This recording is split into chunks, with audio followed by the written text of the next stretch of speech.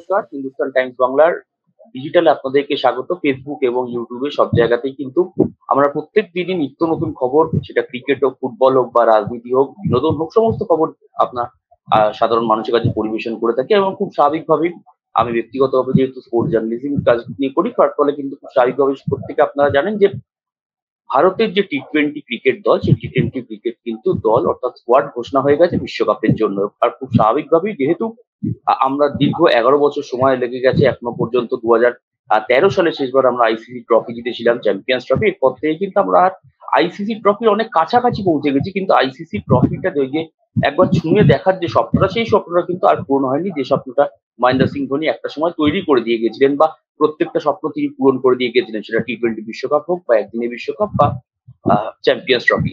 তো এই যে ধারাবাহিক ব্যর্থতা হোক বা একটা কোথাও লাক ফ্যাক্টর বা চান্স ফ্যাক্টরের অভাব, সেই অভাব ঠিক কিভাবে কাটবে, এই যে নির্বাচক কমিটি রোহিত শর্মার সঙ্গে তারা বসেছিলেন, তারপর আলটিমেটলি যে দলটা ঘোষণা করা হয়েছে, এই যে স্কোয়াড 15 জনের সদস্য, এর বাইরে রয়েছে রিঙ্কু সিং, এই দল কি আদৌ বেস্ট, আমাদেরকে যে বেস্ট 50 জনের যে 15 জনের স্কোয়াড, সেটাই কি আমরা মনে করতে পারি, বা সেটাই যে নির্বাচকরা যেটা মনে করেছে সেটা কি একদমই ঠিক?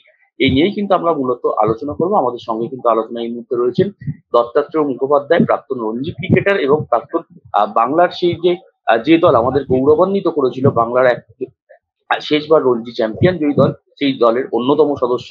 রানাদা, তোমার স্বাগত হিন্দুস্তান টাইমস বাংলায়। ধন্যবাদ। আমাদের সঙ্গে রয়েছেন অপরজন উজ্জ্বল রায়, তিনিও বাংলা ক্রিকেটের হয়ে কিন্তু দীর্ঘদিন খেলেছেন, প্রাক্তন বঙ্গ ক্রিকেটার। তাকেও স্বাগত। উজ্জ্বল দা, তোমার স্বাগত। ধন্যবাদ।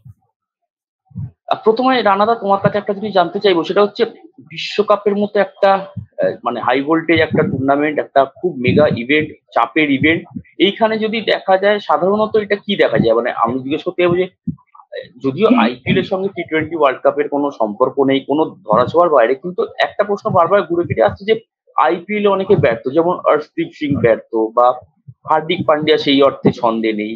তো এই যে একটা হ্যাংওভার, এই যে একটা মাথার ভেতর টানা চলা যে খারাপ খেলছি খারাপ খেলছি, এইটা কাটিয়ে উঠে কি কোনোভাবে সম্ভব টি-20 বিশ্বকাপে ডাইরেক্ট নেমে পড়ি একটা ভালো কিছু করে দেখানো? এখনকার যা পরিস্থিতি বা এখন যেরকম ভাবে ক্রিকেট খেলা হয় সারা পৃথিবী জুড়ে বা আমাদের ভারতবর্ষে বেসিক্যালি সারা বছর ধরে ক্রিকেট খেলা, ইন্টারন্যাশনাল ক্রিকেটের সাথে সবাই যুক্ত থাকে। কখনো কোনো রকম টেস্ট ম্যাচ হচ্ছে, কখনো ওয়ানডে হচ্ছে, কখনো টি-20 হচ্ছে, আইপিএল হচ্ছে, সবাই ব্যস্ত থাকে ক্রিকেট। এবারে জাস্ট যখন মে মাসের 28 তারিখ 29 তারিখ শেষ হবে আইপিএল, 6 জুন থেকে ওয়ার্ল্ড কাপ শুরু হয়ে যাবে, সম্ভবত 6 জুন, আমি যদি খুব ভুল না হই। প্রথম ম্যাচ সম্ভবত আয়ারল্যান্ডের সাথে। যাই হোক, এই যে আইপিএল এর একটা হ্যাংওভার, এই যে এতদিনের একটা 2 মাস ধরে যে একটা পরিশ্রান্ত থাকবে একটা টিম, প্রত্যেকে ইন্ডিয়ান টিমের যারা ইন্ডিয়ান টিমের স্কোয়াডে রয়েছে প্রত্যেকে আইপিএল টিমের সাথে যুক্ত, কোনো না কোনো টিমের সাথে, এবং তারা প্রত্যেকেই রেগুলার প্লেয়ার, রেগুলার খেলছে, কেউ পারফরমেন্স করছে, কেউ পারফরমেন্স করছে না। আমার মানে চিন্তা যে এই হ্যাংওভারটা বা এই ক্লান্তিটা নিয়ে কতটা কে পারফরমেন্স করতে পারবে ওই মেইন মানে আমাদের টি-20 ওয়ার্ল্ড কাপে গিয়ে, যেটা আমরা ফুটবলে সাধারণত ওয়ার্ল্ড ফুটবলে দেখে থাকি, যারা যেভাবে ইপিএল বা লা লিগা বা সব স্প্যানিশ লিগে সব যে যার খেলায় ব্যস্ত থাকে, যখন ওয়ার্ল্ড কাপ বা কোপা আমেরিকা আসে তখন তারা পুরোটা দিতে পারে না, তাদের দেশের হয়ে পুরোটা দিতে পারে না, তাদের অনেক রকম ইনজুরি থাকে, তাদের অনেক রকম ক্লান্তি থাকে, যার ফলে আমার এই জায়গাটা একটা প্রশ্নবোধক চিহ্ন আছে যে এরা পারফরমেন্স করবে কিভাবে। পারফরমেন্স এই আইপিএল এ কে কি পারফরমেন্স করছে না করছে সেটা হয়তো খুব ছাপ ফেলবে না ওখানে, কেন ওখানে একটা দেশের হয়ে প্রতিদ্বন্দ্বিতা করতে যাচ্ছে, তার একটা অন্যরকম মোটিভেশন থাকে, তার একটা অন্যরকম ব্যাপার থাকে। আইপিএল এর তো মোটিভেশন শুধুই টাকা, এবার সে যত খেলবে, যত ভালো খেলবে, তার পরের বছর আরো সে বেশি টাকা পাবে। কিন্তু দেশের হয়ে প্রতিনিধিত্ব করা তো শুধু টাকা নয়, তার সম্মান, তার ফেম, তার গ্ল্যামার, তার ওই দেশের হয়ে প্রতিনিধিত্ব করলে যে গ্ল্যামারটা পরবর্তী লাইফে পাবে, সেটা তো আর আইপিএল খেলে শুধু পাবে না, সে টাকা হয়তো রোজগার করবে। সুতরাং আইপিএল এর পারফরমেন্স আর টি-20 ওয়ার্ল্ড কাপের পারফরমেন্স কিন্তু তফাৎ হবে। এবং আমরা যারা এই হার্দিক পান্ডিয়ার কথাই হচ্ছিল, তুমি বলছিলেন যে হার্দিক পান্ডিয়া সেরকম ভাবে কিছু করে উঠতে পারছে না, কিন্তু তুমি ওয়ার্ল্ড কাপে গিয়ে দেখলেও অন্যরকম পারফরমেন্স। বা যারা খুব ভালো খেলছে আইপিএল এ T20 ওয়ার্ল্ড কাপে গিয়ে কিছু করতে পারছে না। এটা হতেই পারে, এটা নিয়ে আমি খুব নই। তবে যে টিমটা সাজিয়েছে সেটা নিয়ে হয়তো নির্জন তুমি পরে প্রশ্ন করবে। ওই ড্রপ ইন পিচ টিচ নিয়ে তুমি বলছিলে আগে, যে তার জন্য কেন 4টে স্পিনার, কেন 3টে জোড়ে বোলার নিয়ে টিম হয়েছে, সেটা নিয়ে পরে হয়তো আসবো। কিন্তু আমার মনে হয় না খুব চাপ ফেলবে। শুধু যেটা চাপ ফেলবে সেটা হচ্ছে ক্লান্তি, অন্য কিছু না। আমি নির্জন, রানাদার কথার রেশ নিয়েই একটু যাব উজ্জ্বলদার কাছে। রানাদা, এই যে কথাটা উজ্জ্বলদা তোমার কাছে জানতে চাইবে যে রানাদা যে কথাটা বললো, যে এই যে একটা ক্লান্তি আমরা দেখতে পাচ্ছি, ইংল্যান্ডের যারা ক্রিকেটার আছেন তারা কিন্তু বেশ কয়েকদিন আগে তারা কিন্তু পাকিস্তান সিরিজ খেলবে বলে প্লে অফটা খেলছেন আইপিএল এ। খুব স্বাভাবিকভাবে যদি বিগত কয়েক বছর আমরা পারফরমেন্স দেখি, সেটা আইসিসি টেস্ট চ্যাম্পিয়নশিপের ফাইনাল আমরা অতীতে দেখেছি। আইপিএল এর পর যদি ব্যাক টু ব্যাক শুরু হয়ে যায়, সেটা 7 দিন হোক, 10 দিন হোক, 15 দিন, তাহলে দুটো জিনিস কিন্তু খুব একটা প্রভাব ফেলে। প্রথমত হচ্ছে, এক হচ্ছে আইপিএল কাটিয়ে যেটা বলছে রানাদা, যে ক্লান্তির একটা জায়গা। আর দ্বিতীয়ত অবশ্যই হচ্ছে, যদি আইপিএল এর একটা কখনো ধারাবাহিক খারাপ পারফরমেন্স হয়, সেই যে একদম মানে যে জায়গায় শেষ করা সেই জায়গায় শুরু করার মতো, মানে একদম আমরা বলে থাকি, যদি এখনকার দিনে সবাই পেশাদার ক্রিকেটার নিজের মতো করে তারা একদম সুইচ অন সুইচ অফ করা, কিন্তু বিষয়টা আলটিমেটলি সেটা হয় না। কোথাও গিয়ে একটা খারাপ পারফরমেন্সের যে মানে মোমেন্টামটা পেতে ডিরেক্ট যখন কোনো বড় টুর্নামেন্টে লাগে, সেই মোমেন্টামটা পেতে সময় লেগে যায়। যতক্ষণ না একটা ভালো শুরু তারা করতে পারছে, ততক্ষণ সেই ধারাবাহিকতা দেখাতে পারে না। তো কোথাও গিয়ে যে আইপিএল এ ক্লান্তি, এবং অনেকগুলো ভারতীয় ক্রিকেটার যাদের অফ ফর্ম চলছে, যাদেরকে ধরো দলের সুযোগ দেওয়া হয়েছে, তো তাদের জন্য এটা কত মানে, বিশেষ করে বোলারদের ক্ষেত্রে বলা হচ্ছে এই কারণে, কারণ হরদীপ সিং বা হার্দিক অনেকেই তারা ঠিক ছন্দের মধ্যে নেই। আর আমরা জানি যে ইংল্যান্ডের দল বলো বা সাউথ আফ্রিকা, অস্ট্রেলিয়াদের কিন্তু যে টপ অর্ডারটা কিন্তু একদম ভয়ঙ্কর টপ অর্ডার। তো সেই জায়গা থেকে ঠিক কতটা প্রভাব ফেলতে পারে? হ্যাঁ, দেখো, ব্যাপারটা হচ্ছে যে তোমার এই ইন্টারন্যাশনাল ক্যালেন্ডারটা যেরকম হয়েছে, তাতে আইপিএল বিশ্বের জনপ্রিয়তম টুর্নামেন্ট। তাই আইপিএল কে সময় দিতে এই ব্যাপারগুলো শোনা যাচ্ছে। হ্যাঁ, আইপিএল এর ইটিনারি করতে গিয়ে এই ধরনের সমস্যা আসছে। এটা কিন্তু গিভেন সার্কামস্ট্যান্সেস। রানা যেটা বলেছে ঘটনা, যে এখনকার ক্রিকেটাররা কিন্তু এটা ভেবেই প্রস্তুতি নেয় বা তারা পারফর্ম করে। অতএব এইটাকে মেনে নিতে হবে, এটা কিছু করার নেই।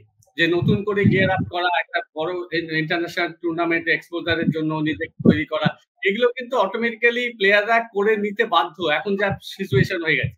এখন আর কি আগের মতো একটা টুর্নামেন্ট আগে প্রস্তুতি বা তার যে হোমওয়ার্ক, এইসবগুলো ম্যাটার করে না। কারণ এই আইপিএল খেলেই সঙ্গে সঙ্গে ওরা চলে যাচ্ছে একটা ওয়ার্ল্ড কাপ খেলতে। ফলে এইগুলো প্লেয়ারদের সঙ্গে অঙ্গাঙ্গি ভাবে জড়িয়ে গেছে। তাই আমার মনে হয় না যে এটা এখন এরা মেনে নিয়েছে ব্যাপারটা। এইভাবেই চলতে হবে। এবং রানা যেটা বললে এটা ঠিকই, যে এই আইপিএল টুর্নামেন্টের পারফরমেন্স বা অনেক সময় দেখা যাচ্ছে বা T20-তে কতটা কি করবে সেটা কিন্তু একটা ম্যাটার করে না। মানে আমি বলতে চাইছি, আইপিএল এ যারা পারফর্ম করেছে তারা যে একেবারে T20-তে মারাত্মক খেলবে, বা যারা একটু লেস পারফর্মার তারা যে T20-তে ওয়ার্ল্ড কাপে যে দারুণ খেলবেন এরকম কোনো ব্যাপার নেই। আরেকটা ব্যাপার হচ্ছে, তুমি যেটা বললে বিশেষ করে বোলারদের, রানা ভালো করে বুঝবে যে এখন T20 ক্রিকেটটা যা হয়েছে বোলারদের বদ্ধভূমি। এখন বোলাররা যে বলই করুক না কেন, ব্যাটসম্যানরা যেভাবে হোক বলটাকে বাউন্ডারির বাইরে পাঠাতে চেষ্টা করছে এবং সফলও হচ্ছে। যদিও এটা এখানে একটা ফ্যাক্টর আছে, সেটা হচ্ছে ইন্ডিয়ান সিনারিওতে এবারে আইপিএল এ যেটা দেখছি, একটা ধ্বংসলীলা চলছে ব্যাটসম্যানদের। হয়তো আমার ধারণা, সেটা নিয়ে রানা আরো বলতে পারবে পরে, ড্রপ ইন উইকেট নিয়ে, যে ওইখানে যেখানে হবে আমেরিকা বা ওয়েস্ট ইন্ডিজে, সেখানে মনে হয় এই ধরনের একেবারে ব্যাটিং ফ্রেন্ডলি পিচ হবে না। এবং সেক্ষেত্রে হয়তো ব্যাটসম্যানরা এইভাবে বিধ্বংসী মেজাজে থাকবেন না, সেখানে কিন্তু নিজেদের অ্যাপ্লাই করতে হবে। তো সেইটা দেখার ব্যাপার। তবে এটা ঘটনা যে এখনকার ক্রিকেটিং অ্যাটমসফিয়ার যা, এখনকার যা ক্যালেন্ডার, তাতে এই ধরনের পরিস্থিতিতে খেলোয়াড়রা পড়বে জেনেই তারা খেলছে এবং পারফর্মও করছে। তারপরে ক্রিকেটে দেখো, লাক ফ্যাক্টর একটা বড় ফ্যাক্টর। যে যতই কথা বলুক না কেন, যত ভালো খেলোয়াড়ই হোক না কেন, একটা টুর্নামেন্টে ইন্ডিয়ার যেমন দেখবে, ইন্টারন্যাশনাল টুর্নামেন্টে ইন্ডিয়ার ধারাবাহিক ব্যর্থতা হচ্ছে একেবারে ফাইনাল স্টেজে। ইন্ডিয়া কিন্তু সারা টুর্নামেন্ট ভালো খেলছে, কিন্তু কোনোভাবে একটা টুর্নামেন্টের ফাইনালে তারা ঠিকঠাক দিকে মেলে ধরতে পারছে না। সেখানে আবার কিছুটা লাক ফ্যাক্টরও আছে। তাই আমরা আশা করব যে এবারে অন্তত ইন্ডিয়ার যা টিম, এই টিম নিয়ে তুমি নিশ্চয়ই আলোচনা আসবে। তবে টিম আমার যেটা মনে হয়েছে টিমটা যথেষ্ট ব্যালেন্স আছে। ইন্ডিয়ার যা পোটেনশিয়াল অনুযায়ী খেললে ইন্ডিয়া শুড পারফর্ম নাইসলি। না না, একটা জিনিস জানতে চাইবো, সেটা হচ্ছে বলা হচ্ছে যে যেটা জানা গেছে সেটা হচ্ছে অ্যাডিলেডের যিনি পিচ কিউরেটর তিনিই কিন্তু ধাপে ধাপে এই যে পিচটা, যে drop in pitch New York বা মার্কিন যুক্তরাষ্ট্রে বিভিন্ন মাঠে স্টেডিয়ামে বসানো হচ্ছে সেই পিচগুলো তৈরি করছিল। এবার বিষয়টা হচ্ছে যে যদিও মানে ওয়েস্ট ইন্ডিজের সঙ্গে যদি আমরা মার্কিন যুক্তরাষ্ট্রে ধরে নিই যে অ্যাডিলেড থেকে যেহেতু পিচ কিউরেটর, অ্যাডিলেডের পিচ কিউরেটর তিনি যে পিচটা বানাচ্ছেন, তাহলে অস্ট্রেলিয়া ঘরানারই তৈরি হবে। সেক্ষেত্রে যদি আমরা দেখতে পাই অস্ট্রেলিয়া তো বরাবরই পিচে একটু ফাস্ট মানে বাউন্স বেশি থাকে, কোনোভাবেই যে পুরোপুরি ফ্ল্যাট মানে ফাটা উইকেট সেরকম না, বোলিং ফ্রেন্ডলি, সুইং ভালো থাকে, বলে মানে বোলারদের জন্য যারা বেসিক্যালি ফাস্ট বোলার বা মিডিয়াম পেসার তাদের জন্য কিন্তু বলা যেতে পারে অস্ট্রেলিয়ার পিচ ইজ মানে খুব ফেভারেবল। তো সেই জায়গা থেকে যে ড্রপিং উইকেটটা ধরো নিউ ইয়র্কে তৈরি হবে, তো সেটাই কি এক্সপেক্টেড? যদি একটা আবহাওয়ার ব্যাপার আছে, অস্ট্রেলিয়ার আবহাওয়ার সঙ্গে মার্কিন যুক্তরাষ্ট্রের আবহাওয়া যদি মেলে তবেই বিষয়টা এরকম। কারণ অনেক সময় দেখা যায় পুরো মানে ঘাসের মতো একদম সুন্দর সবুজ পিচ নিয়ে আসার পরও যদি খুব গরম থাকে ওয়েদার কন্ডিশন, তাহলে আবার শুকিয়ে যাওয়ার পর 7 দিন 10 দিন পর হতে পারে যে ঠিক মতো যদি পরিচর্যা না করে তাহলে সেই উইকেটটিও বেসিক্যালি যেটা আস্তে আস্তে শুকনো হতে থাকে। তো সেই জায়গা থেকে তুমি কিরকম উইকেট এক্সপেক্ট করছো নিউ ইয়র্কে? দেখো, তুমি যে বললে অস্ট্রেলিয়ায় নাকি দারুণ ফাস্ট পিচ এই সেই, তুমি যদি এখন লাস্ট 20 বছরের ইতিহাস দেখো, নর্মাল একটা ব্যাটিং পিচ তৈরি হয়। তুমি যেটা বলছো এটা 90 দশকের লাস্ট হয়ে গেছে, তারপরে আর হয়নি। যে পার্থে বলতো সব থেকে হাইস্ট ওখানে পেস পিচ হয়, ভীষণ ফাস্ট পিচ হয় পার্থের উইকেট, ওখানে জোরে বোলারদের স্বর্গ ওটা। কিন্তু এখন অস্ট্রেলিয়াতেও সেই ড্রপ ইন পিচ হয়। ড্রপ ইন পিচ মানে তার একটা তো প্রবলেম থাকেই, সেটা তো আর ন্যাচারালি তৈরি করা হচ্ছে না, কোনো জায়গা থেকে তৈরি করে এনে বসানো হচ্ছে, তার কিছু না কিছু প্রবলেম থাকবেই। এবং সেটাকে ঠিকঠাক করার জন্য যেসব প্যারাফার্নিয়া, যেসব তৈরি করে, যেসব স্ট্যাটিস্টিক্স নিয়ে যেসব পিচ কিউরেটররা যেসব কাজকর্ম করে, রোলিং বেশি করা এ করা, তাতে উইকেট এমনি ফ্ল্যাট হয়ে যায়। সেক্ষেত্রে এখানেও নিউজিল্যান্ড বলছি, আমেরিকার ওয়েস্ট ইন্ডিজে যে খেলাটা হবে, যেখানে সব জায়গাতেই ড্রপ ইন পিচ হবে। আর আমাদের সময় ড্রপ ইন পিচ আমরা আমাদের পরবর্তী লাইফে এসে শুনছি ড্রপ ইন পিচ, কিন্তু আগে কখনো আমি ড্রপ ইন পিচ ব্যাপারটা শুনিনি আমাদের ক্রিকেট লাইফে। আমি জানি না উজ্জ্বলদা শুনেছে কিনা, আমি শুনিনি। যা শুনছি এখন, যখন কোচিং করছি তখন এসে শুনলাম ড্রপ ইন পিচ কি না অন্য জায়গায় তৈরি হচ্ছে, মাঠে এসে বসিয়ে দিচ্ছে, তারপরে খেলা হচ্ছে। সেখানে দেখা যাচ্ছে ব্যাটিং পিচই হয় এবং সেটা একটু স্লো এর দিকে। সেখানে দারুণ সব শট নেওয়া যাবে না, যেরকম আইপিএল এ সবাই যা মারছে চয়। সুজনদা নিজেই অবাক হয়ে যাচ্ছে কি করে ইডেন গার্ডেনের মানে কিউরেটার ইডেন গার্ডেনের আমাদের সুজন মুখার্জি নিজেই অবাক হয়ে যাচ্ছে এরকম উইকেট কেমন ভাবে হলো। কিন্তু ড্রপ ইন পিচে এই জিনিসটা হবে না, অত মানে ইভেনলি পেসে বল ব্যাটে আসে না, যেটা আমি স্ট্যাটিস্টিক্যালি আমার কিন্তু কোন রকম ধারণা নেই, কোনো সাইন্টিফিক বা কোন রকম প্র্যাকটিক্যাল ধারণা নেই। আমি যা দেখেছি, যা টিভিতে দেখেছি, যা শুনছি কিউরেটারদের থেকে, তার উপরে ভিত্তি করে বলছি যে এটা একটু টু পেস্ট উইকেট হওয়ার সম্ভাবনা থাকে ড্রপ ইন পিচে। সেখানে কিন্তু ইজি ভাবে স্ট্রোক নেওয়া যায় না। তবে আমার মনে হয় না যেটা এবার ইউএসএ বা ওয়েস্ট ইন্ডিজে খুব হাই স্কোরিং সব ম্যাচ হবে। তো 150, 160 কি 170ই হয়তো তোমার উইনিং স্কোর হয়ে যাবে, এরকম হলেও হতে পারে, এটা আমার মনে হয়। এরকম আমাদের এই 250 করছে, 250 চেজ হয়ে যাচ্ছে আইপিএল এ, এরকম হবে না, যেটা আইপিএল এ, ওটা আইপিএল এর মতো ওইখানে ড্রপ ইন পিচে এই জিনিসটা হওয়া আমার মনে হয় অসুবিধা আছে। এটা আমার স্ট্যাটিস্টিক্স অনুযায়ী বলছি, আমার সাম্যক কোনো ধারণা নেই, আমি কোনোদিন উইকেট দেখিনি টিপে গিয়ে কোনো ড্রপ ইন পিচ। কোন রকম কিউরেটারদের কথা আর যা কাগজে পড়ে এই গুগল সার্চ করে যা যেটুকু জেনেছি তার উপরে ভিত্তি করে এটা আমার বক্তব্য। নির্জন উজ্জ্বল টাকা জানতে চাইবো যে এই ধরো যেটা রানাদা বললো যে টু পেস উইকেট হওয়ার একটা চান্স রয়েছে, হবেই সেটা কনফার্ম না, কিন্তু চান্স থাকছে। আবার ওয়েস্ট ইন্ডিজের উইকেট আমরা বরাবরই জানি একটু স্লো গোচেরই হয়, কখনোই খুব একটা সাউথ আফ্রিকা বা ইংল্যান্ডের মতো হয় না।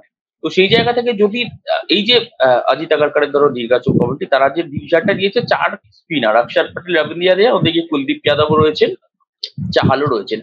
তো এই জায়গা থেকে যদি দেখা যায় যে এই যে টিম কম্বিনেশনটা, এই কম্বিনেশনটা কিন্তু আমার মনে হচ্ছে একদম ঠিকঠাক হয়েছে। 4 জন স্পিনার, অন্যদিকে 3 জন পিওর পেসার এবং একজন basically pace allrounder Hardik Pandya. কারণ শিবম দুবেকে আমরা সেই অর্থে ধরছি না, কারণ সেইভাবে তো বোলিং করছে না। হ্যাঁ, কম্বিনেশনটা অ্যাকচুয়ালি ওখানকার অ্যাটমসফিয়ার বা ওখানকার সিনারিও অনুযায়ী আমার মনে হয় একটা পারফেক্ট কম্বিনেশন হয়েছে, কারণ বেশি প্রেসার নিয়ে ওখানে লাভ নেই। আর রানা যেটা বললো এটা তো একেবারে আমি সহমত, যে তুমি যেটা বলছো যে অ্যাডিলেডে যে বিশাল উইকেট, ফার্স্ট উইকেট, এখন অস্ট্রেলিয়াতে সেভাবে ফার্স্ট উইকেট হয় না। আর দ্বিতীয় কথা হচ্ছে পিচ নিয়ে না আমার একটা ব্যক্তিগত একটা ধারণা আছে, পিচ নিয়ে যত কম কথা বলা যায় তত ভালো, কারণ পিচটা হচ্ছে গিভেন সার্কামস্ট্যান্সেস। তুমি পিচের চরিত্র, আমি বলছি কোন যত বড় খেলোয়াড়ই হোক না কেন, যত বড় বোদ্ধাই হোক না কেন, কেউ ভালো করে বোঝে না। একটা বলতে হয় প্রেডিকশন কেউ করে দেয়, কিন্তু আমি বলছি পিচের চরিত্র নিয়ে ভালো করে জানতে আমরা লোকাল ক্রিকেটেও বা কলকাতা ধরো অনেক ক্রিকেটে রানা কি বলবি বল। স্যার ডোনাল্ড ব্র্যাডম্যানের একটা তার আর্ট অফ ক্রিকেটে লেখা আছে যে তুমি যদি উইকেটে গিয়ে টস করার সময় উইকেটে গিয়ে যদি তুমি পিচ দেখে কিছু যদি না বোঝো, টসে জিতে ব্যাটিং করো, যদি বোঝো টসে জিতে ব্যাটিং করো। বুঝেছো? মানে টস আজ পর্যন্ত কোনো ক্যাপ্টেন বলতে পারবে না পিচ দেখে আমি বলে দিলাম এইরকম এরকম হবে, এত সহজ নয়, এত সহজ নয় ব্যাপারটা। এই কথাটাই বলতে চাইছি যে যত বড় বোদ্ধাই হোক না কেন, কেউ পিচ সম্পর্কে সঠিক মন্তব্য করে না। আহমেদাবাদেও কিন্তু আমরা যখন বিশ্বকাপ ফাইনাল হয়েছিল এই একই জিনিস দেখেছিলাম। হ্যাঁ, সব জায়গায় আমরা এখানে 96-এ যখন ইন্ডিয়া ওয়ার্ল্ড কাপ সেমিফাইনাল হারলো, 96-এ ভালো করে রানা জানে যে আমরা প্রথমে ব্যাট নিয়ে ভাবলো যে প্রথমে ব্যাট নিয়ে পরে কিছু হবে না, পরে দেখা গেল যে পিচ একেবারে ভেঙে গেল, ইন্ডিয়া লাস্টে হেরে গেল। সবাই বললো না ব্যাটিং এটা হবে, পিচ ভাঙবে না। এরকম বহু নিদর্শন আছে যেখানে পিচ সম্পর্কে পণ্ডিতরা যা বলেছে তার ঠিক অপোজিট হয়েছে। সেই জন্য পিচ নিয়ে বেশি মাথা ব্যথা করার কোনো দরকার নেই। প্লেয়াররাও জানে যে অ্যাডাপ্টেবিলিটি মেন, আমি যেটা বলবো এখন কি ইন্টারন্যাশনাল ক্রিকেট অ্যাডাপ্টেবিলিটি, তুমি যেরাম পিচ সেই অনুযায়ী তোমাকে খেলতে হবে। তোমার প্লেয়াররা কিন্তু বুঝে যায় যে কোন পিচ, এটা 250 পিচ কি এটা 150 পিচ কি 180 পিচ, এটা কিন্তু 2-4 ওভার খেললেই বুঝে যায়। ফলে তারা সেই মতো ইনিংসটাকে পেস করবে, এবং এইটা প্লেয়াররা যথেষ্ট অভিজ্ঞ, টি-20 খেলে খেলে তারা একেবারে অভ্যস্ত। 2-4 ওভারের মধ্যে কিন্তু খেলোয়াড়রা বুঝে যেতে পারে এই পিচটা কিন্তু 300 পিচ না, 250 পিচ না, এই পিচটা 180 পিচ। অর্থাৎ তারা সেইভাবে পেস ইনিংসটাকে পেসে নিয়ে যাবে। ফলে তার ফলে তোমার কি হ্যাঁ বলো উজ্জ্বলা, তোমার কি মনে হয়, আমি একটা কথা জিজ্ঞেস করছিলাম যে এই যে 3 জন লেফট আর্ম স্পিনার আমরা দেখতে পাচ্ছি, রবীন্দ্র জাদেজা, অন্যদিকে কুলদীপ যাদবও রয়েছেন, আবার অক্ষর প্যাটেলও রয়েছেন, আবার একজন দানাতি পেসার রয়েছে, দানাতি স্পিনার রয়েছেন যজুবেন্দ্র চাহাল। তো এই 4 জন স্পিনারের কম্বিনেশনটা কি ঠিক কি তার মানে ডিসিশন নেওয়া হলো না? 4 জনের মধ্যে দেখো 2 জন খেলবে। আমার যেটা ধারণা কুলদীপ যাদব খেলবে, কুলদীপ যাদবের সঙ্গে রবীন্দ্র জাদেজা হয়তো খেলবে। জাদেজা, হ্যাঁ হ্যাঁ না বলছি রবীন্দ্র জাদেজা, তাহলে তুমি যাকে নেবে চাহাল ভালো উইকেট টেকার নো ডাউট, কিন্তু চাহাল মাঝে মাঝে এক্সপেন্সিভও হয়ে যায়। এখন কুলদীপ যাদব দু রকমই বল করে, ও লেগস মানে চায়নাম্যান বল করে প্লাস গুগলি, চায়নাম্যান বল করে প্লাস গুগলি আছে। সেদিক থেকে জাদেজাকে নিলে ব্যাটিং ফিল্ডিংটা অনেক বেটার হয়। বা অক্ষর প্যাটেলও আছে, 2 জন স্পিনার হয়তো নেবে আর 3 জন পেসার থাকবে, মানে ফাইনাল টিমে আমার মনে হয় যেটা, যে 3টে পেসারের মধ্যে যে বুমরা, সিরাজ আর আর্শদীপ, এদের মধ্যে 2 জনকে রেখে হার্দিককে রাখবে, হার্দিক থার্ড পেসার। এবং যেটা আমার পক্ষে, আমার কাছে একটা ভালো পজিটিভ থট বলবো, সেটা তো শিবম দুবেকে কিন্তু ভারতে কাজে লাগবে, কারণ শিবম দুবে 4th পেসার হিসেবে যদি হার্দিককে নিয়ে 3rd পেসার হয়, তাহলে শিবম দুবে কিন্তু ব্যাটিং অলরাউন্ডার, খুব ভালো ব্যাটিং করছে এবছরে, আইপিএল এ দারুণ ব্যাটিং করছে, প্লাস বলটাও মাঝে বেশ কয়েকবার করে দিতে পারে। ফলে এই কম্বিনেশন, এবং আমার ধারণা যে 2 স্পিনার থাকবে, তার মধ্যে কুলদীপ যাদব একটা শিওর থাকবে, আরেকজন হয়তো এদের মধ্যে থেকে সাফল হতে পারে। রানা কি বলে? রানাদার কাছে আমি এটাই জিজ্ঞেস করবো যে তোমার ঠিক কি মনে হচ্ছে? দেখো, জাদেজাকে যদি আমরা সেইভাবে দেখতে যাই তাহলে রবীন্দ্র জাদেজা কিন্তু স্পিনার বটে, কিন্তু পাশাপাশি মোর অফ অলরাউন্ডার, মানে ব্যাটিং এর হাতটাও যথেষ্ট ভালো। ফলে জাদেজাকে যদি আমরা ব্যাটিং প্লাস বোলিংয়ে ফেলি তাহলে আমরা ধরে নিচ্ছি 7 জন আমাদের হাতে ব্যাটার থাকছে, আর বাকি 4টে স্লট পড়ে থাকতে হচ্ছে বোলারদের জন্য। সেক্ষেত্রে কি তুমি উজ্জ্বলদার সাথে একমত যে 2 জন স্পিনার রেখে জাদেজা এবং আরেকজন স্পিনারের সঙ্গে তিনজন দেখো পেসার দেখো বা দুজন। একটা জিনিস ভাবতে হবে। এই যে আমরা আলোচনা করছিলাম না, পিচটা টু পেস্ট হতে পারে, টু বাউন্স হতে পারে, এ ভাবছিলাম ওদের টিম কম্বিনেশনটা সিলেক্টররা বা ক্যাপ্টেন মিলে বা সিনিয়র প্লেয়াররা মিলে যেরকম সাজিয়েছে, তাতে 4টে স্পিনার 15 জনের স্কোয়াডে নিয়েছে। তার মানে কি? তার মানে পিচটা নিয়ে সবাই একটু দ্বিধায় আছে যে কি হতে পারে, Right. কি হতে পারে। আমার মনে হয় যেটা, সেটা ওরা জেনুইন বোলার হিসাবে 5 জন খেলবে, 3 জন পেসার, 3 জন স্পিনার, 2 জন পেসার। এবার যদি আমি রবীন্দ্র জাডেজাকে অলরাউন্ডার ধরি, হার্দিক পান্ডিয়াকে অলরাউন্ডার ধরি, তাহলে 4 জন জেনুইন বোলার, 2 জন পেসার, 2 জন স্পিনার। আমার মনে হয় এই কম্বিনেশনে যাবে, খেলবে। প্রথম একটা দুটো ম্যাচ তো খেলবেই, কেননা পিচটাকে দেখার ব্যাপার আছে। প্রথমবার ইউএসএ তে খেলা হচ্ছে, সেখানে ড্রপ ইন পিচ তৈরি হয়েছে।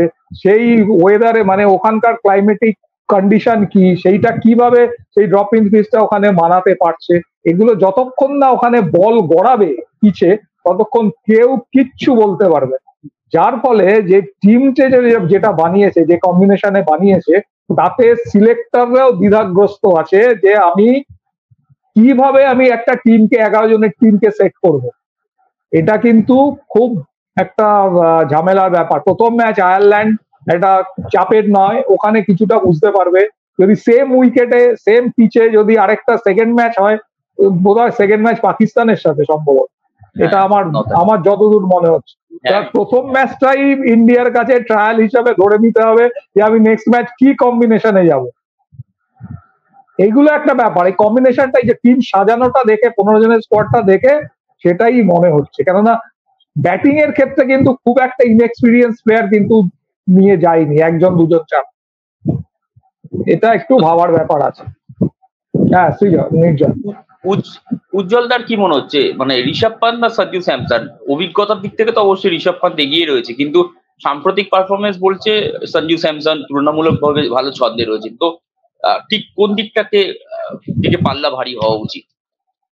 দেখো, ঋষভ পান্ত সত্যিকার বলছি এবছর যা আইপিএলে ওই যেভাবে কামব্যাক করেছে, 22শে ডিসেম্বরে 1 বছর 4 মাস হয়েছে ছেলেটার ওই রকম একটা ভয়াবহ দুর্ঘটনা কবলে পড়লো। তারপর যেভাবে রিকভার করে এবারে লাস্ট ম্যাচটা আমি তো যদি দেখো কেকেআর এর সঙ্গে প্রথমে যেভাবে ওই ফলিং টাইপের করলো, কুল টাইপের করলো, ওর যা ফিটনেস লেভেল এখন এই মুহূর্তে, ঋষভ পান্ত কিন্তু এসে গেলে, ঋষভ পান্ত কিন্তু আমার মনে হয় সবসময় ফার্স্ট চয়েস। কারণ ঋষভ পান্তের ব্যাটিংটা যে কোনো সময় যে কোনো বোলারের এগেনস্টে লট অফ এক্সপিরিয়েন্স। মানে ও অস্ট্রেলিয়া, তোমার মনে আছে যেটা টেস্ট জিতিয়েছিল, ওরা ইনিংস আমি খুব কম দেখেছি। হ্যাঁ, ভারতের ও পরিস্থিতি অনুযায়ী খেলে এবং টি20তে বিধ্বংসী ব্যাটসম্যান। এবং সব থেকে বড় কথা, স্টিল নার্ভ। মানে ওর মানে ম্যাচুরিটি সম্পর্কে কোনো প্রশ্ন নেই, আর উইকেট কিপিং ও যথেষ্ট ভালো। এখন ঋষভ পান্ত আমার মনে হয় যে ফার্স্ট চয়েস হবে। তবে সঞ্জু স্যামসন যেটা বলছো, সঞ্জু স্যামসন কিন্তু এবারে দুর্দান্ত ফর্মে আছে। এবং আমি একটা দেখছিলাম যে 9টা ম্যাচে প্রায় 385 রান করেছে সঞ্জু স্যামসন, এবং সব থেকে বড় কথা স্ট্রাইক রেট হচ্ছে 161। অতএব সঞ্জু স্যামসন একটা দারুণ প্লেয়ার, কিন্তু আমার ধারণা প্রথমে ঋষভ পান্ত থাকবে, তারপর পরে ফেল করলে বা কোনো অসুবিধা হলে তো সঞ্জু স্যামসনকে রাখবে। রানাদার ঠিক কি মনে হচ্ছে? মানে অনেক প্রশ্ন উঠছিল, সেটা হচ্ছে বিরাট কোহলি স্ট্রাইক রেট নিয়ে। মানে বারবার, মানে যেই সমালোচকরা পেয়েছেন, সুযোগ পেয়েছেন, বিরাট কোহলি স্পিনের এগেনস্টে পারফরমেন্স ঠিক ভালো না। কিন্তু এবারে আইপিএলে তো যেমন স্পিনারদের এগেনস্টে খেলেছে মিডিল ওভারে, অর্থাৎ 7 থেকে 16 ওভারের মধ্যে বিরাট কোহলি পারফরমেন্স যথেষ্ট ভালো। যদিও তাকে শেষ অব্দি খেলতে হয়নি, কিন্তু এই মুহূর্তে তিনি আইপিএল এর সর্বোচ্চ রানের মালিক। তো সেই জায়গা থেকে তার যে পারফরমেন্স, কারণ এটা ধরে নেওয়া যায় তার হয়তো শেষ টি20 বিশ্বকাপ, কারণ যেভাবে তাকে নিয়ে চর্চা চলছে, যদি এই বিশ্বকাপ জিততে পারেন তাহলে তো খুবই ভালো, ওয়েল অ্যান্ড গুড। যদি না পারেন, হয়তো তার এত তরুণ মানে একটা আওয়াজ উঠেছে যে সমস্ত নতুন দেরকে নিয়ে 2007 সালে টি20 বিশ্বকাপের মতো আর কি একটা ব্যাপার তৈরি করতে হবে। তো সেই জায়গা থেকে বিরাট কোহলি ঠিক যে ছন্দের এই মুহূর্তে রয়েছে, সেই ছন্দ কি তো মনে হচ্ছে যে স্পিনের যদি সত্যি একটু স্লো উইকেট হয়, কারণ এটা তো সত্যি কথা যে বিরাটের কিছু ক্ষেত্রে হয়তো মানে পেস বোলিং যতটা স্বাচ্ছন্দ্যে খেলেন, হয়তো তুলনায় 1% হলেও একটু স্পিনের এগেনস্টে তার মধ্যে জড়তা আছে। দেখো ভাই, বিরাট কোহলি ওর যেদিনকে চলবে সেদিনকে শেষ করে দেবে অপোনেন্টকে, এবং টিম ইন্ডিয়াকে জিতিয়ে আনবে। সে স্পিনারদের এগেনস্টে হোক কি জোরে বোলারদের এগেনস্টে হোক, যে যার খুশি এগেনস্টে হোক। সুতরাং বিরাট কোহলিকে নিয়ে আমার মনে হয় না এই যে সমালোচনা করে না, এগুলো হচ্ছে বিরাট কোহলিকে ওপরে হাইপ তৈরি হয়। যারা সেলেবেল না তাদেরকে নিয়েই হাইপ হয়, তাদেরকে নিয়েই সমালোচনা হয়। এবার এই সমালোচনা যত হবে বিরাট কোহলির দাম তত বাড়বে। এবং এটা আমি জানি না, এটা আমার গেস, এটা হয়তো তার ম্যানেজমেন্ট গ্রুপই করায় তাকে নিয়ে হাইপ তোলার জন্য। সুতরাং তুমি আজ পর্যন্ত দেখেছো বিরাট কোহলির সমালোচনার, পারফরমেন্স করলে সমালোচনা করছে, পারফরমেন্স না করলে সমালোচনা করছে, সবকিছুতেই সমালোচনা হয় এবং সে তার পারফরমেন্সটা ঠিক করে দিই। তুমি আইপিএল এ দেখো, লাস্ট টেস্টে এই যে ইংল্যান্ডের সাথে টেস্ট খেললো না, এই 3-4 এই যে 5 টেস্টের খেললো না, তার আগে যে সিরিজটা খেললো, তারপরে তোমার ওয়ার্ল্ড কাপে খেললো, কি অসাধারণ ব্যাটিং করে, কি অসাধারণ ব্যাটিং করে। আবার দেখবে এই আইপিএল খেললো, এত দারুণ খেললো, হয়তো গিয়ে তোমার T20 অসাধারণ একটা পারফরমেন্স আমরা দেখতে পাবো। এরা হচ্ছে ম্যাচ উইনার, রোহিত শর্মা, বিরাট কোহলি, এরা হচ্ছে ম্যাচ উইনার, এরা ম্যাচ জেতায়। এরা যখন যেদিনকে খেলবে সেদিনকে ম্যাচ জিতবে।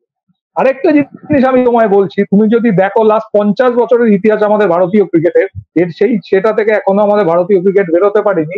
আমরা ভীষণ হিরোদের একটা, আমাদের সবসময় না একটা বড় প্লেয়ার রান করলে একটা দারুণ ব্যাপার। আমাদের টিম গেম হিসাবে টিম ম্যাচ জিতিয়েছে এরকম খুব কম দেখবে, খুব কম। হয়তো হাতে গোনা 4-5টা ম্যাচ দেখতে হবে যে টিম পারফরমেন্স করে জিতিয়েছে। এখানে দেখবে নয় সেই আগে সুনীল গাভাস্কার, জিআর বিশ্বনাথ রান করছে, নয় কপিল দেব উইকেট নিচ্ছে, নয় সৌরভ গাঙ্গুলি রান করছে, নয় সচিন তেন্ডুলকার রান করছে ম্যাচ জেতানোর জন্য, নয় ভিভিএস লক্ষ্মণ রান করছে, নয় অনিল কুম্বলে 6টা উইকেট নিয়ে চলে গেছে। মানে একজন হিরো ম্যাচটাকে নিয়ে থ্রু করে এবং যেই হিরোরা পারফরমেন্স করতে থাকে পুরো টিমটা উদ্বুদ্ধ হয়ে থাকে। এবার তুমি দেখবে হিরোরা রান করছে না, কিন্তু বাদবাকি ছোট ছোট প্লেয়াররা রান করছে, টিমের সেই পারফরমেন্সটা কিন্তু উঠে আসে না। তুমি যদি স্ট্যাটিস্টিক্স ঠিকঠাক দেখো, এইটা হচ্ছে আমাদের ইন্ডিয়ান ক্রিকেটের এটা একটা অসুবিধা। এই জায়গাটা থেকে আমরা এখনো বেরোতে পারি। নির্জন, আমার শেষ দুটো প্রশ্ন, একটা যাবো উজ্জ্বলদের কাছে, সেটা হচ্ছে ধরো ওপেনিং স্লটটায় রোহিত শর্মার সঙ্গে যশস্বী জয়সওয়াল নাকি রোহিত শর্মার সাথে বিরাট কোহলি, তুমি কোনটা বেশি প্রেফার করবে ভারতের জন্য? এই কারণেই এই প্রশ্নটা আসছে, কারণ যশস্বী জয়সওয়াল মারকুটে ব্যাটার, শুরুটা ভালো করে, সবকিছু মানা যাচ্ছে, কিন্তু অভিজ্ঞতার নিরিখে বিশ্বকাপের মতো একটা যখন হাই ভোল্টেজ টুর্নামেন্ট হয় তখন একদম জুনিয়র তুলনায় তার উপর ভরসা রাখা উচিত। কারণ প্রথম ম্যাচ আয়ারল্যান্ড হয়তো অসুবিধা হবে না, কিন্তু পরের ম্যাচেই তো মোহাম্মদ আমিরের মতো পাকিস্তানি পেসারদের মুখোমুখি হতে হবে, মানে বর্ষিয়ান পেসার যারা চ্যাম্পিয়ন্স ট্রফিতে কার্যত একাই হাতেই গুড়িয়ে দিয়েছিল ভারত 2017 সালে। তো সেই জায়গাটাতে তোমার কি ধারণা, রোহিত শর্মা বিরাট কোহলি কম্বিনেশন নাকি রোহিত শর্মা যশস্বী, 3 নম্বরে বিরাট কোহলি, 4 নম্বরে সূর্য কুমার যাদব, এই কম্বিনেশন মানে কোনটা প্রেফার করা উচিত? না, আমার অবশ্যই right left combination Rohit Sharma এবং যশস্বী। কারণ দেখো দুটো ফ্যাক্টর আছে, একটা হচ্ছে T20 শর্ট ফরম্যাট মানে গেম, এবার প্রথম 6 ওভারটা হচ্ছে মোস্ট ভাইটাল, এবং প্রথম 6 ওভারে এটা যে কোনো বোলার জানে, রানাও মানে নিজের জীবনে অভিজ্ঞতা আছে, একটা রাইট হ্যান্ডার লেফট হ্যান্ডার কম্বিনেশনে লাইন একটা বড় ব্যাপার বোলারদের। হ্যাঁ, সেই লাইন মেনটেন করা এবং যেই সিঙ্গলস রোটেট করলো তখন বোলাররা কিন্তু রীতিমতো একটা ধন্দে থাকে, এবং লাইনটা ঠিক রাখা খুব একটা মুশকিল ব্যাপার। এবং সব থেকে বড় কথা যশস্বী এত সুন্দর নিজেকে কুইক টাইমে ডেভেলপ করেছে এবং হি ইজ ম্যাচিওরড এনাফ এখন যে ক্রিকেটটা খেলছে, এবং ও যে ফর্মে আছে, বা ও এত সুন্দর মিডল করে এবং বড় বড় শট নেয়, বিশেষ করে মানে ও বাউন্ডারি করে, এবং সঙ্গে রোহিত থাকবে, এটা হচ্ছে আইডিয়াল কম্বিনেশন। এবং বিরাট কোহলি, দেখো বিরাট কোহলি একটা, যেটা রানা বললো আমি সবসময় বলছি যে বিরাট কোহলি নিয়ে মানে হাইপ হচ্ছে, বিরাট কোহলির শ্রেষ্ঠত্ব নিয়ে কোনো সংশয় নেই। কারণ একটাই জিনিস হচ্ছে, বিরাট কোহলি এই বয়সে তোমার তার ফিটনেস লেভেলটা, তার মানে কি ধরনের ফিটনেস লেভেল রাখছে, আর ব্যাটিং এ তো ক্রিকেট এত game of uncertainty, still Virat is certain. Virat প্রত্যেকটা ফরম্যাটে নিজেকে ছাপিয়ে যাচ্ছে, আর বিরাট একটা যেহেতু স্তম্ভ, সেহেতু বিরাট মানে must be one down player, এবং ওয়ান ডাউনের পরে ভারতের ব্যাটিং সলিডিটি অনেক ভালো থাকে, এবং যশস্বী আর রোহিত হচ্ছে আইডিয়াল কম্বিনেশন যে কোনো বোলিংকে 6 ওভারে একেবারে মানে ম্যাশ করে দেওয়ার পক্ষে।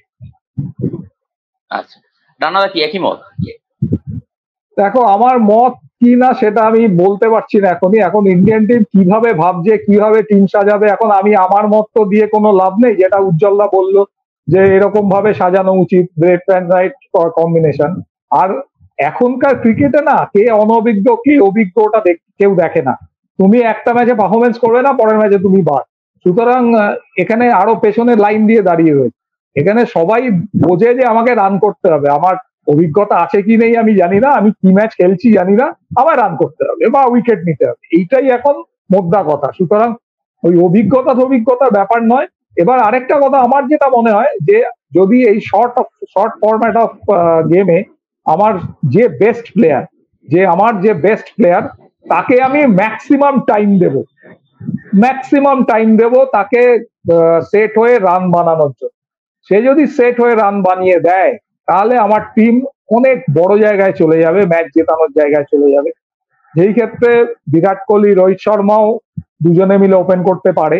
আবার একজনকে পেছনে রেখে যশস্বী জয়সওয়ালকে দিয়েও ওপেন করানো হতে পারে, কারণ যশস্বী জয়সওয়াল আইপিএল এ ধারাবাহিকভাবে ওপেন করেছে, টেস্ট ম্যাচে ওপেন করেছে এবং সে সাকসেসফুলি করেছে সবকিছু। সুতরাং সেক্ষেত্রে হয়তো যশস্বী জয়সওয়াল আর রোহিত শর্মাই ওপেন করবে, বিরাট কোহলি 3 নম্বরে নামবে, এটাও হতে পারে।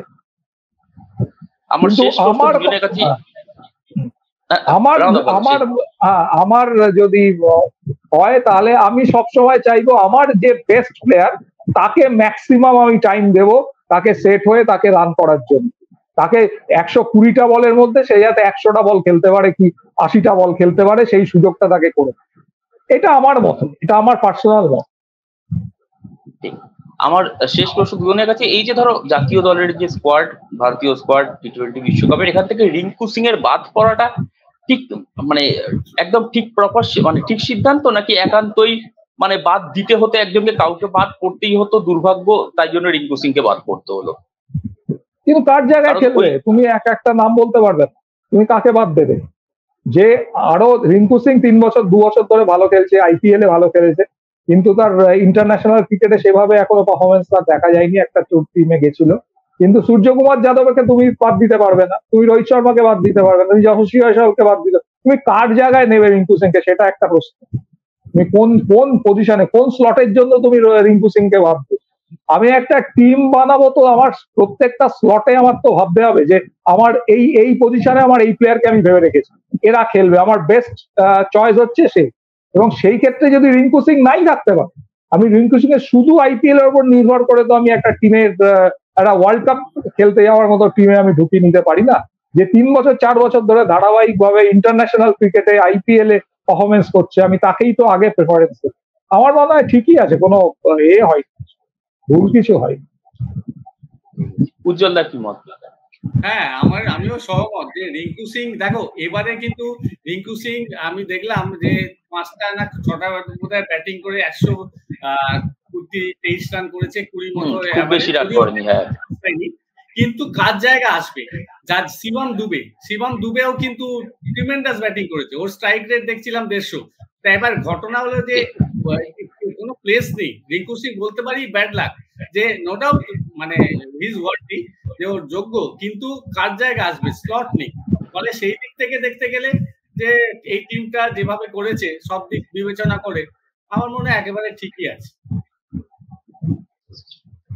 রানাদা, তোমাকে অনেক ধন্যবাদ। আমাদের সঙ্গে দত্তাত্রেয় মুখোপাধ্যায় ছিলেন, আজকে অনুষ্ঠান এখানে শেষ করবো। আমাদের সঙ্গে উজ্জ্বল দা ছিলেন। উজ্জ্বল দা, তোমাকেও ধন্যবাদ। উজ্জ্বল রায়, প্রাক্তন বাংলার ক্রিকেটার, তোমাদের দুজনকেই ধন্যবাদ।